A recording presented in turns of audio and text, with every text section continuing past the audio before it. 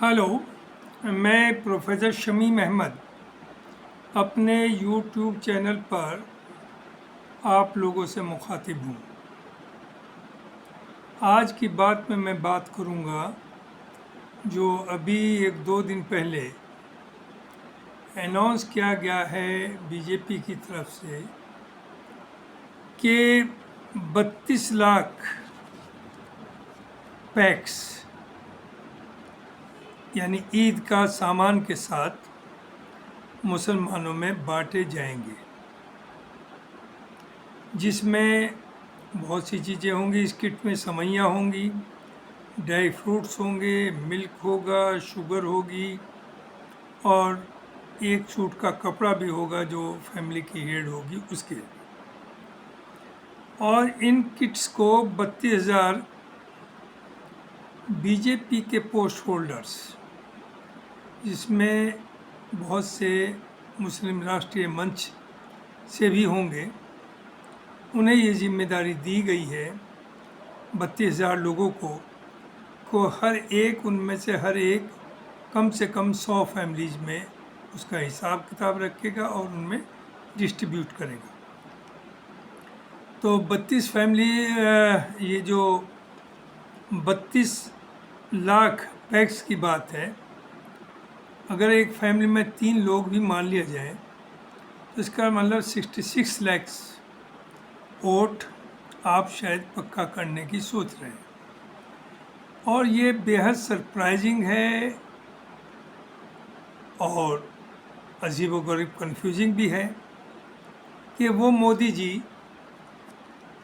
या वो बीजेपी जो कांग्रेस या समाजवादी के ऊपर मुस्लिम्स के तुष्टीकरण का चार्ज लगाती रही, उसे घेरती रही और उस तुष्टीकरण के नाम पर मुसलमानों के खिलाफ एक हेट्रेड क्रिएट की और उस हेट्रेड की वजह से 80% हिंदुओं को एक जगह पोलराइज करने की कोशिश की और करी भी और कामयाबी हुई।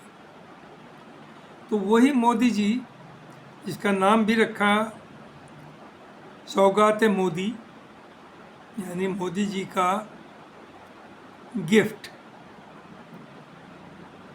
क्या ये अपीजमेंट नहीं है? क्या ये मुसलमानों को जो चार्ज आप दूसरों पर लगाते थे वो नहीं है? तो अब आप ये बताइए कि वो वोट बैंक जो आपका है 80%, जिसे आप कहते हैं, जो इसलिए एक जगह आया चूँकि आपने बार बार मुसलमानों को कॉर्नर किया और कांग्रेस को की एक बहुत बड़ी बुरी इमेज पेश की कि वो तुष्टीकरण कर रही थी, जबकि कांग्रेस के ज़माने में शायद मैं कहता हूँ बहुत से एरियाज में इस वक्त से भी ज़्यादा जुर्म हुए। कम्युनल राइट्स की तरह से लोग गिरफ्तार होते थे, मारे जाते थे, उनकी बिल्डिंग्स, उनकी फैक्ट्री जलाई जाती थी। लेकिन आपने तुष्टीकरण का ऐसा राग रापा कि जो लोगों की ना जाने कैसे समझ में आ गया, वो आपको अपने एक वोट बैंक बनाया। तो पहली बात तो ये कि जो तुष्टीकरण की बेसिस पे हुकूमत चला रहे थे 80% लोगों को साथ रखे, वो आखिर ये ऐसा क्यों किया, इसकी क्या वजह है? और ये वही मोदी सौगात वाले हैं जिन्होंने 2024 के इलेक्शन में कौन कौन सी लैंग्वेज नहीं इस्तेमाल करी मुसलमानों के खिलाफ नफ़रत क्रिएट करने की। उनके ऊपर क्या क्या चार्ज नहीं लगाए कि ये आपकी भैंस छीन लेंगे, ये आपके यहाँ अगर मोटरसाइकिल है उसे ले जाएंगे, ये आपका जो रिजर्वेशन है उसे छीन करके मुसलमानों को दे दिया जाएगा, ये आपके मंगलसूत्र छीन लेंगे। ये क्या नहीं कहा गया, क्या क्या चार्ज नहीं लगाए गए मोदी जी ने। अब आइए आगे थोड़ा सा इसमें बढ़ें कि आखिर ये हो क्यों रहा है।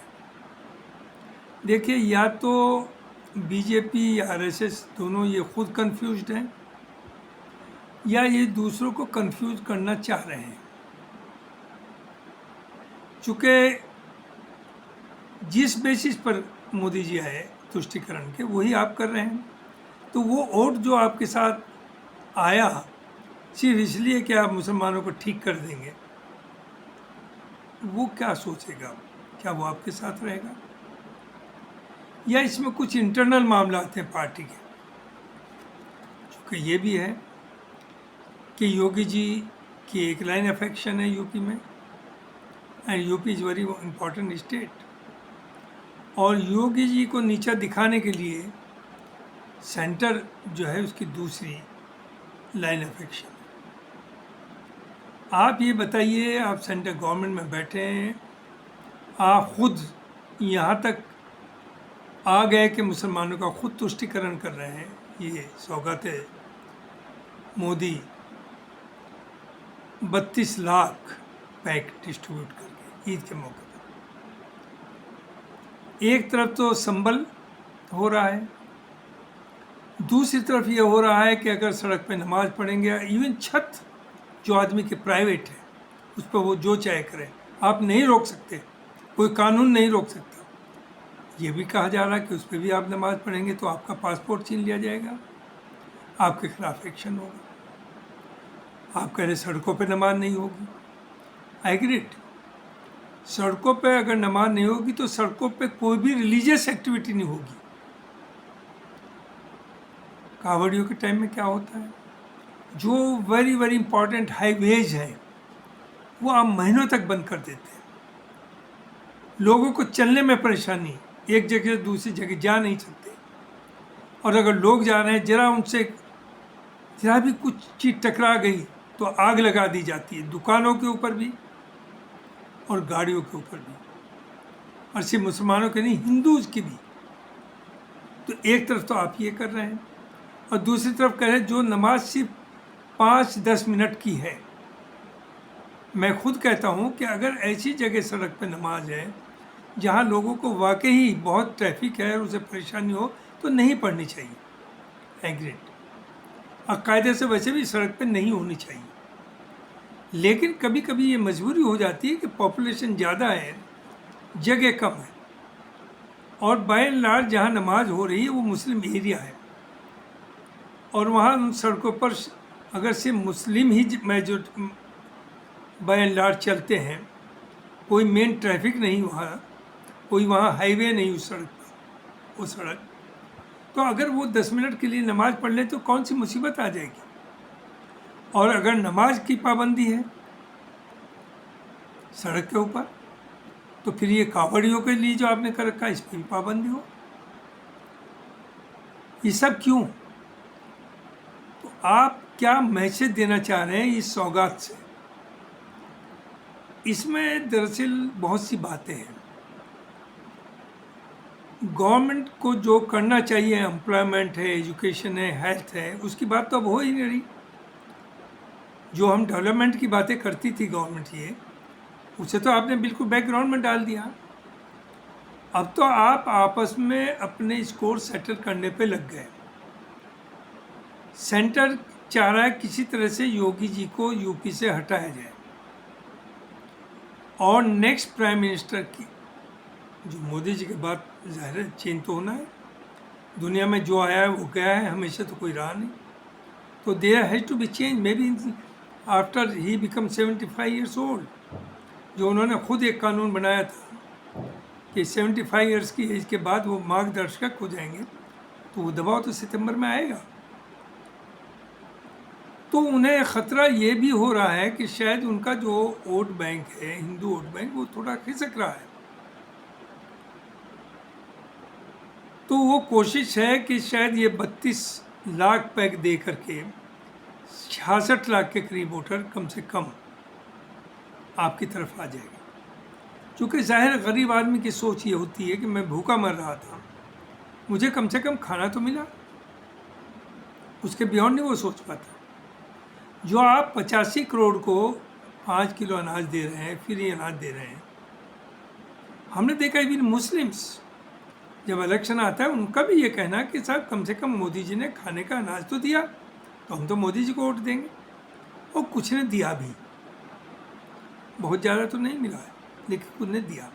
ये सोच आती है गरीबी में, गुर्बत में, जब उसके पास कुछ नहीं, अगर कुछ भी दे दे तो उसका एहसान मानता है। तो वही यही सोच करके शायद, चूँकि वो जो अनाज है वो तो for everybody, every weaker section below the poverty line जो है वो सबको है, हिंदू मुस्लिम सिख ईसाई जो भी उसमें आते हैं। लेकिन ये जो सौगात है ये तो सिर्फ मुस्लिम्स के लिए है। यानी 66 लाख के करीब आपका वोटर जो है ये समझ रहे हैं कि इसे देने के बाद वो ये कहेगा कि मोदी जी ने हमारी ईद तो अच्छी करा ही दी, तो चलिए उन्हें वोट दे दो। हालांकि जितने टैक्टिक्स यूज़ किए हैं वो सब फेलियर हुए। आपने पसमानदा कार्ड चला, पसमानदा का सख्तीकरण, एम्पावरमेंट की बात करी, अपने पसमानदा दलित की आप परवाह नहीं कर रहे। तो ये सब जो है चलने वाला नहीं है, और चलने में कोई दिक्कत भी नहीं, चल भी सकता है, बशर्ते कि बेसिकली आरएसएस जो रियल फोर्स है पीछे बीजेपी के, BJP is the political wing of RSS, अगर वो ईमानदारी के साथ ये तय करें कि मुसलमान भी हिंदुस्तान में उतने ही बड़े हिस्सेदार हैं जितने सब हैं, और 25 या 30 करोड़ मुसलमान को आप आसानी से निकाल नहीं सकते, और मुसलमान दबा हुआ है। आप कहते हैं यूपी में पिछले 7-8 साल में कोई कम्युनल लैंड नहीं हुआ 17 के बाद, वो तो एक उसकी वजह यह भी है कि आप जो चाहे जुर्म कर रहे हैं, मुस्लिम कम्युनिटी इतनी डरी हुई है, दहशत में है कि वो सड़क पर नहीं आती। तो इससे आप ये नहीं कह सकते कि दंगा फ्री है, वो दबी हुई है, डरी हुई है।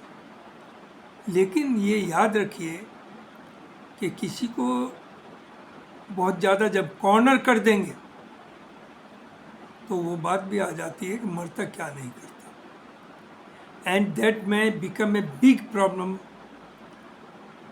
For the peace. मुसलमान हिंदू के बगैर जिंदा नहीं रह सकता, और हिंदू मुसलमान के बगैर नहीं रह सकता। एक दूसरे से जुड़े हुए हैं, एक दूसरे के जरिए मिलकर के आगे बढ़ते हैं, मुल्क भी उससे आगे बढ़ता है। हिंदू इंडस्ट्रियलिस्ट है, उसके यहाँ मुसलमान आपको बाज जगह मेजोरिटी मुस्लिम वर्कर्स मिलेंगे, ऐसे मुसलमानों के यहाँ हिंदू मिलेंगे। तो ये जो डिवाइड बीजेपी ने खड़ी करी 80-20 की, ये बहुत दिनों ना चलने वाली है, ना चला करती है। और वैसे भी कोई भी हुकूमत और कोई भी बड़े से बड़ा आदमी हो, उसका अंत एक दिन आना है। आज एक प्राइम मिनिस्टर है, उससे पहले दूसरे थे, और आगे तो कोई और होगा। अमेरिका में देख लीजिए, एक तरह डेमोक्रेट थे, उनकी सोच और थी, अब ट्रम्प है वो बिल्कुल उल्टा सोच है। तो ये तो चेंज होती है, और यहाँ भी होगी। 27 या 29 में नहीं होगी तो 34 में होगी। और मोदी जी अगर इस सितंबर में 75 होने के बाद नहीं जाएंगे, उसके कुछ दिन बाद जाएंगे।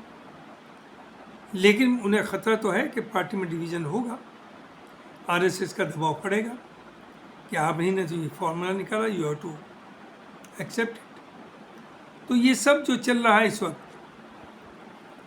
आप ईद की बात आ रही, ईद आ रही है, एक तरफ मोदी जी 32 लाख लोगों को गल्ला वो दे रहे हैं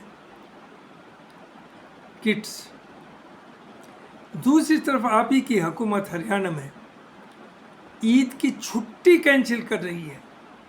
जस्ट इमेजिन, मुसलमानों के लिए ईद से बड़ा त्यौहार कोई है नहीं, और मुसलमानों के 2 ही 3 त्यौहार हैं, आपके तो सैकड़ों हैं।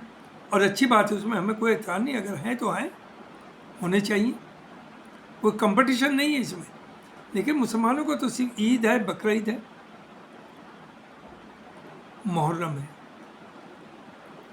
यही 3-4, बाकी तो आप करें या ना करें छुट्टी डजंट मैटर।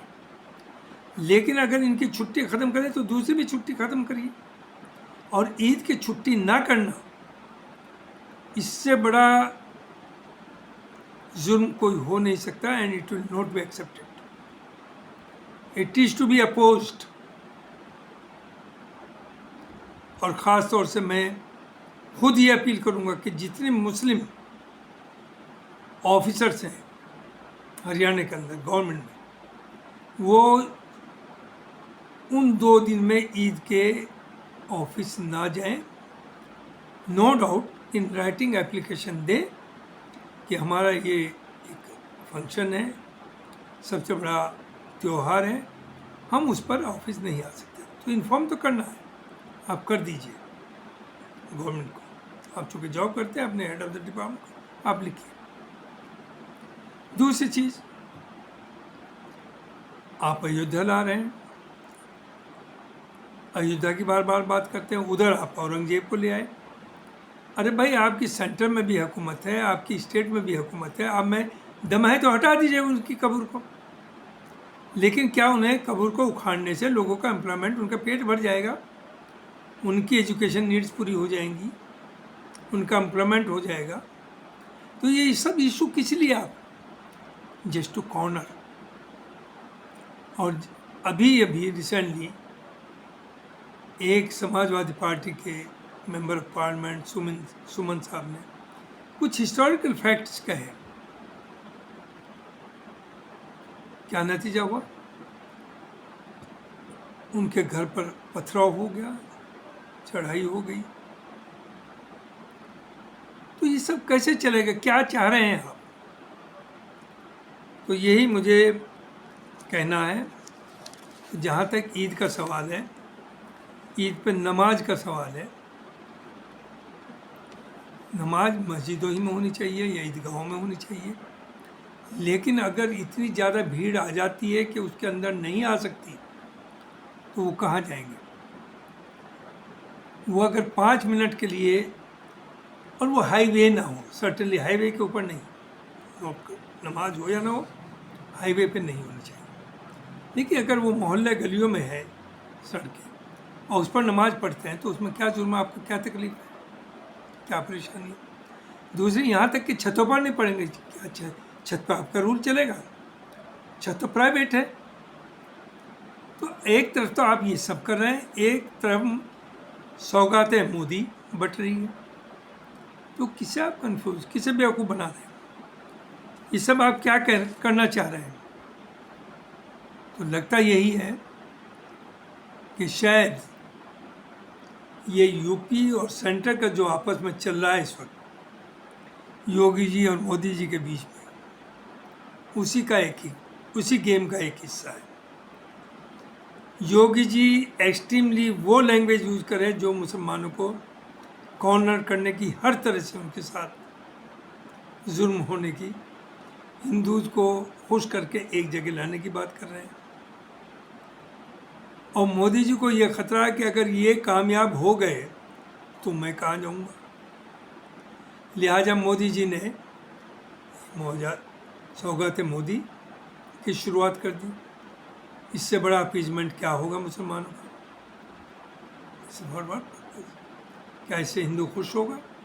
तो मुझे यही कहना था कि नेशनल पॉलिटिक्स हो या स्टेट पॉलिटिक्स हो, उसमें अगर रिलीजन या रिलीजियस कम्युनिटीज़ को सामने ना लाएं, उन्हें ना टारगेट करके आप अपनी बात करें, तो बेहतर होगा मुल्क के लिए भी और उस पार्टी के लिए भी. क्योंकि ये वक्ती तौर से आप इसमें कामयाब हो जाएंगे, लॉन्ग रन में आप कामयाब नहीं होंगे. और जहाँ तक एंटी बीजेपी होने की बात मुसलमानों की, मुसलमान नंबर 1 तो ये कहना भूल जाए और छोड़ दे कि बीजेपी हराओ. आपका काम बीजेपी को हराने का नहीं है. बीजेपी को उन्हें हराना है जिन्हें पीएम या सीएम बनना है. दूसरी चीज़ कि बेहतर यह है कि मुसलमान एग्रेसिवली पॉलिटिक्स में पार्टिसिपेट ना करें, चूँकि आपके नाम पर ही वो पोलराइज करते हैं. और अपोजिशन पार्टी जिन्हें आप सपोर्ट करते हैं, वो भी जब आपकी पिटाई होती तो खुश होते हैं. इसलिए खुश होते हैं कि अब ये जाएंगे कहाँ. अब तो उन्हें उनका साथ देना ही पड़ेगा। इसलिए आपका कोई नहीं है, आपके लिए सब बराबर हैं। हाँ, अगर बीजेपी अपनी ये हेट्रेड वाली पार्टीज ख़त्म कर दे तो मैं समझता हूँ मुसलमान को कोई दिक्कत नहीं होगी, कोई परेशानी नहीं होगी। उसके लिए सब पार्टीज बराबर हैं और वो बीजेपी को वोट क्यों नहीं देगी। जैसे दूसरे कोई कम नहीं है, दूसरे तो सिर्फ मुसलमानों को इस्तेमाल कर रहे हैं, मुसलमान को दे नहीं रहे, या तो उन्हें क्रिमिनल बना रहे हैं,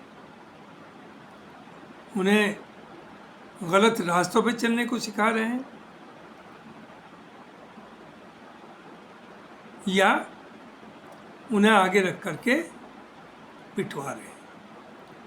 तो मुझे ये कहना था। बहुत बहुत शुक्रिया। Thank you very much.